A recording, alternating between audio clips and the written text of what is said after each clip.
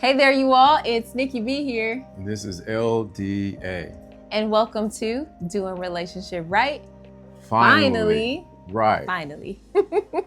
So today we wanted to come on and share with you all some of the gems, the jewels, and the nuggets that we received from church about relationships.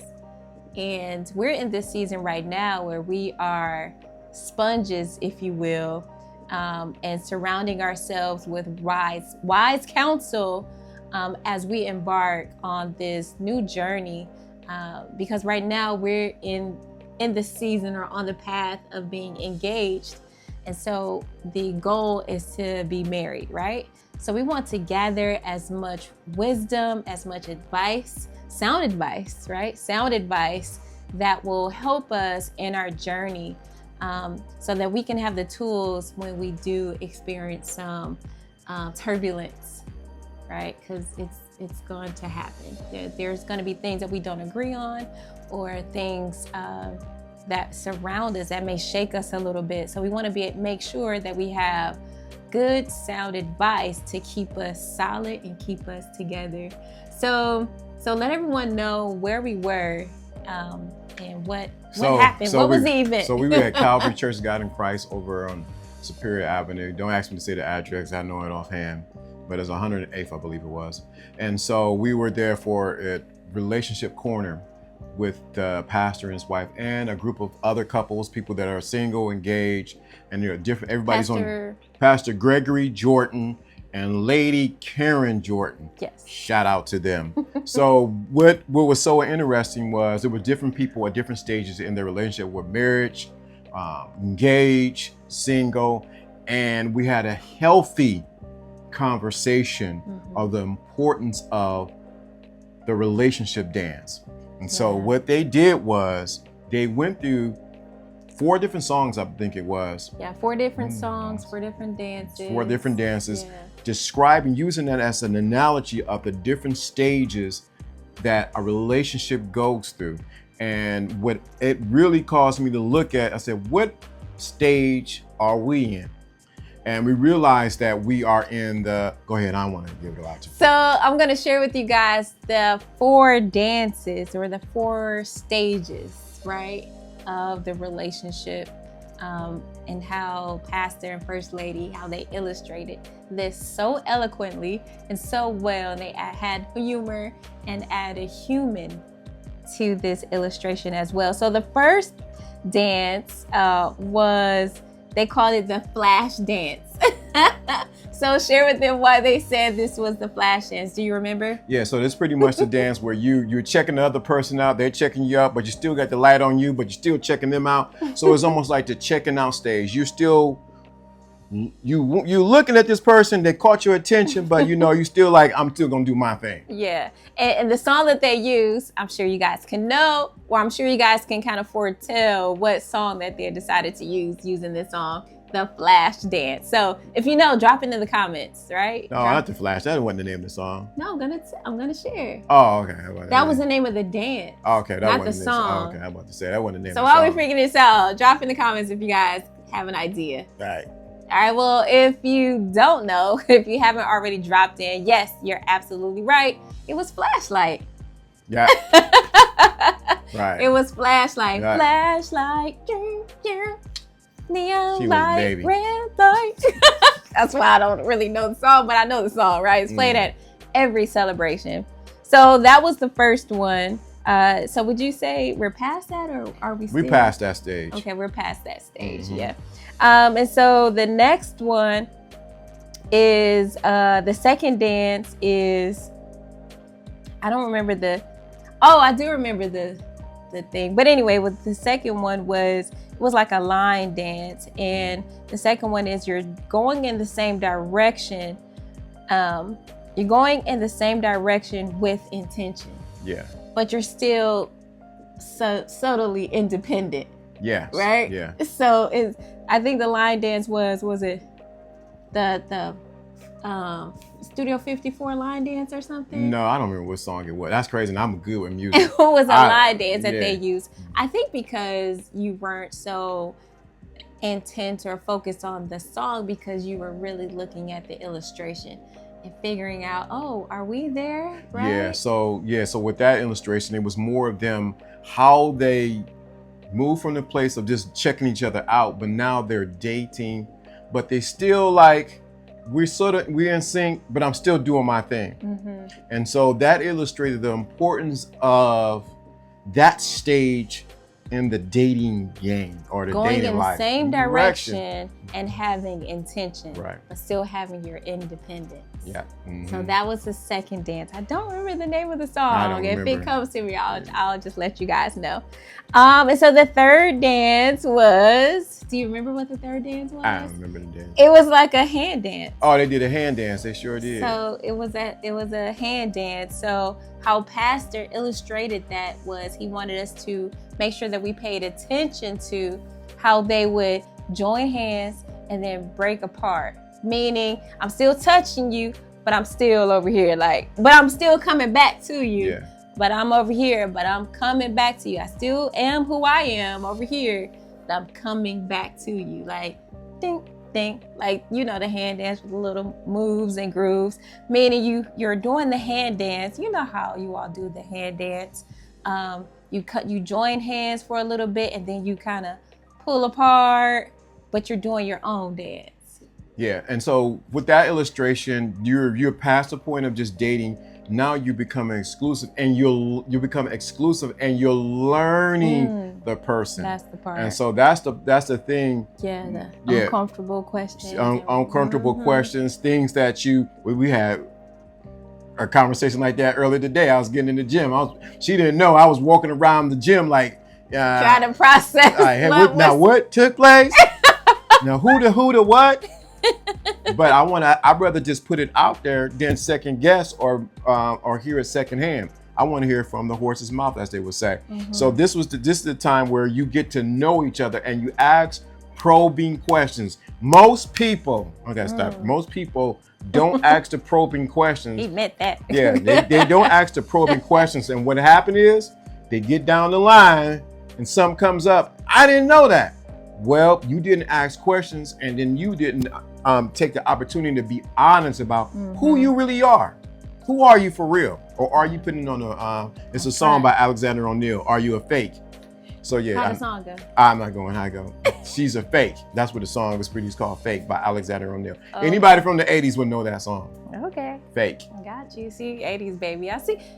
If you all follow, you all know I always say, here's the 80s baby right here. And even previous, because I think he was really been here a few times before when it comes to music and dances and things like that. Nevertheless, as we're moving along, so then we have the final dance number 4.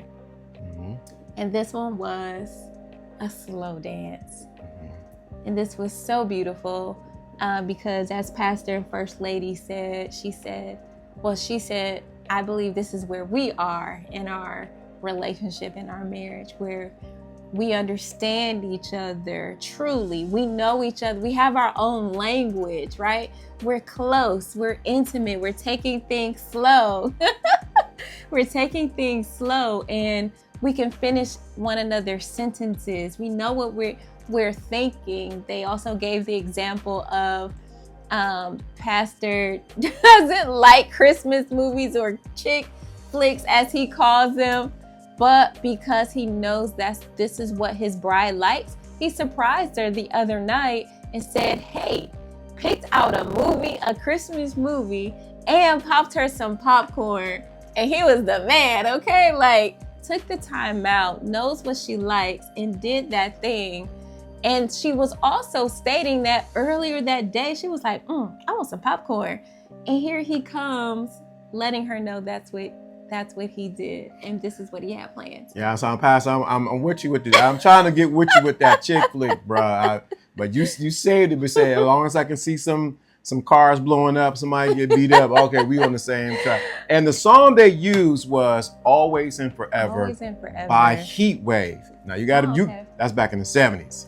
So by Heat Wave, Always and Forever. Really great song. and I'm not gonna sing it. Someone asked me to sing it. You don't want to sing it? No, because it's a great song. I don't want to do any Disservice disservice to the song. or Okay. mess it up any kind of way, because Sure. the song is If amazing. it comes on right now, if it plays, he'll be singing it.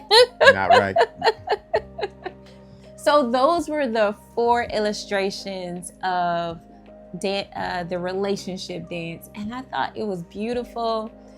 When Lawrence brought it to my attention, like, hey, my church is doing this, I was like, oh, okay. And I think he was a bit hesitant at first, like, I don't want to hear another relationship or someone telling me what to do. But it was quite the contrary. And it was definitely interactive, engaging, and the illustration was just beautiful. You know, and I'm glad you said that, because everyone doesn't learn just by someone spilling out information. Mm-hmm. And so for me to see an illustration of a couple explaining the 4 stages of a relationship, it was very relatable. And I said, I understand it, because I was doing some studying earlier that day, and today actually, and I learned something by the story that was associated with it. So this was a prime example, because of what the illustration that they were bringing, and then the songs, it brought it home to me, like, oh, I get it. I see. Yeah. Mm-hmm. It's like, oh, I see. Right. Right. I see. Yep. Yeah. So that's so good. And I want to share a couple of notes here that I had that were like key takeaways for me. the note taker. So one of the key takeaways I have is 1 Corinthians 13, 1-7. And First Lady Karin, she read this one. But 2 of the highlights there, because we all know that. If you don't, please check it out. 1 Corinthians 13, 1-7. Also, something else that I learned today. I'm always learning, or I love to hear about the different transcriptions in the Bible. So I was not sure. I had not heard about this one. This one is God's word translation, and it's so good. Anyway, check it out. But 2 of the highlights here is patience and being kind. That's what love is. Love is patient and love is kind. But I'm not going to go into all the definition, but patience is active and being active in endearing behavior. So patience is not just like, oh, it's a word. No, you have to be active and endearing. That means I'm going to endear. I'm curious. I want to learn. I want to listen. I want to be quiet, right? To hear, because I'm disgruntled, right? In a disgruntled, turbulent situation, are you able to be patient, right? Versus, I'm ready to get out of here. Right? That's the opposite of being patient, right? You have to sit there and listen to it. And then the other one is being kind, right? So be kind to the person that you love. And I think that actually changes a lot. There's so many takeaways, you guys. So treat your marriage, this is what Pastor said, treat your marriage just as you would treat a garden or a flower. Do you remember one of the examples he said that he, with flowers, when he gets First Lady flowers? Oh, when he get First Lady flowers? The budding. Oh, he gets the flowers that are not for bloom. He gets the flowers that are in the bud state, so that it can gradually open up and she can enjoy the fragrance and the beauty of it as they begin to open up. And that's the same way you want to do with, especially us men. We want to make sure that we're able to cultivate the woman, husband, man, to cultivate the woman so that the flower that she is can open up and give you.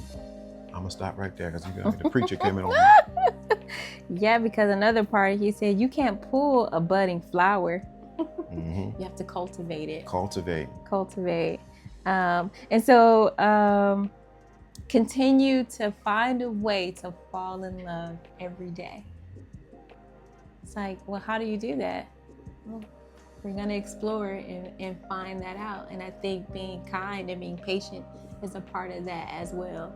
So I'm going to tell you the other part I got too. Men, protect your women, and women, protect your men. That part. That, Yeah. that right there, I was like, that's, when they said that, you had to be there to hear the examples. We're not going to share it. Yeah. But it is so important that we, especially as men, that we protect the woman that is in our care. And it's equally as important that the woman protects the man that is in her care. Mm-hmm. Because what happens is, baby, Slytherins. everybody ain't team LDA and Nikki B.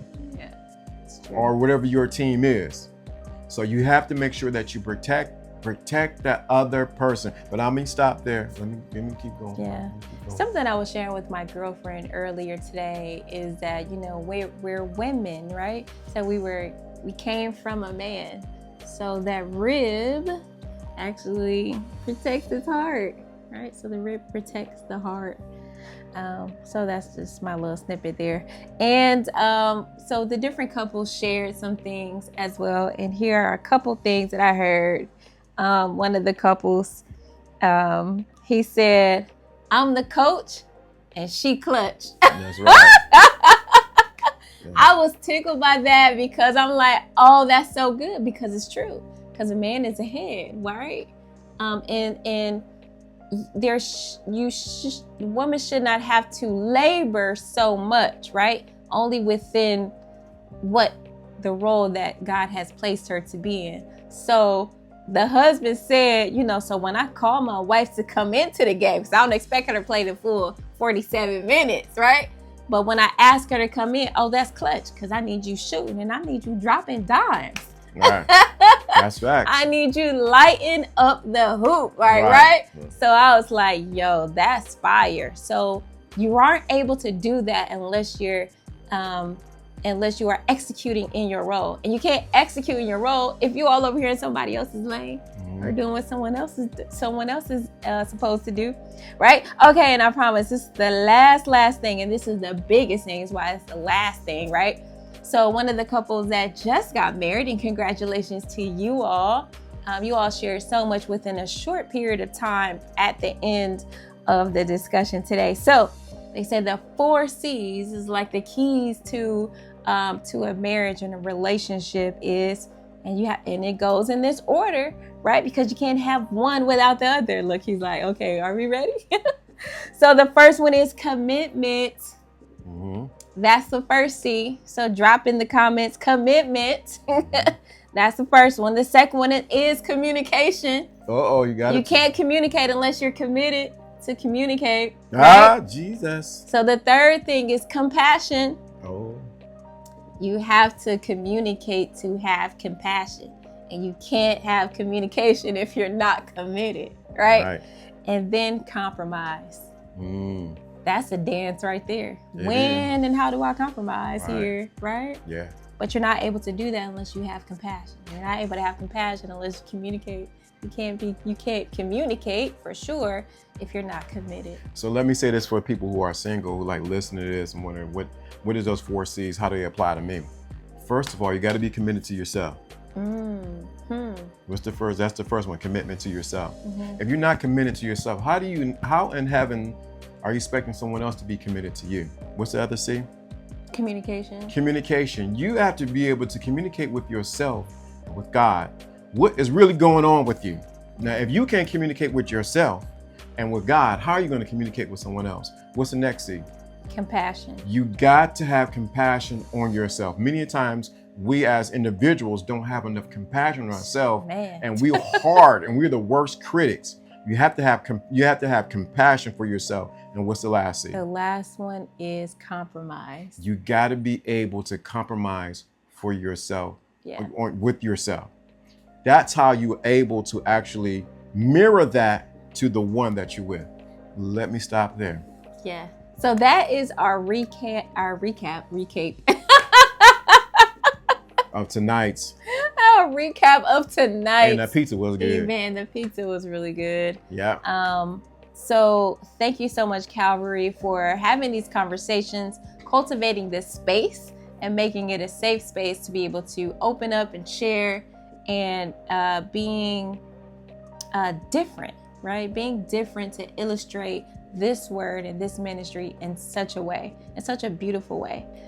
So yeah, thank you so much. I had a great time. I got so much. I was like, hey, we got to record this and give our takeaways on this. So that's it. That's I knew you were going to say that. I'm like, please don't let her say that. Don't say that. Please, God. Yeah, that's it. That's all. Oh, my God. What about you, LDA? I was hoping she didn't say that. That's out. This is LDA. And this is Nikki B here. And this is Doing a Relationship Right. Finally. See you guys next time.